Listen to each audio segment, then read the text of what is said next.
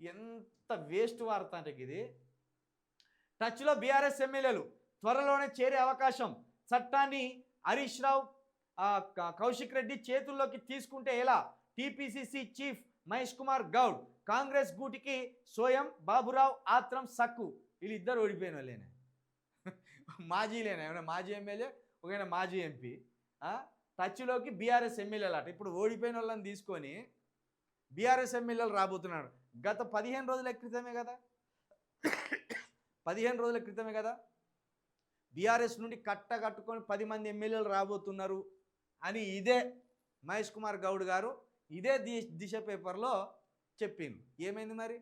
నెల రోజులు గడిచిపోయినాయి, ఎవ్వరు రారు, అయిపోయింది. కాంగ్రెస్ పార్టీ పనితనం, వాళ్ళ పరిపాలన, వాళ్ళ చేష్టలు మొత్తం ఎమ్మెల్యేలకు, బీజేపీ ఎమ్మెల్యేలకు, బీఆర్ఎస్లో ఉన్న ఎమ్మెల్యేలకు అందరికి అర్థమైపోయింది. పుష్కుని ఇటు నుంచి అటు దునికితే ఆగమే తప్పించి జీవితాలు బాగుపడాయని వాళ్ళకి అర్థమైపోయింది. కాకపోతే ఇదేంటంటే వస్తాన్లో అంటే ఎవడో ఒకడు భ్రమపడి పార్టీలకు రాకపోతాడా అని వీళ్ళు అనుకుంటాను. రాహుల్ గాంధీ ఇప్పుడు రేవంత్ రెడ్డి మీద ఉన్న కోపంలో ఇదొకటి కూడా కారణమే.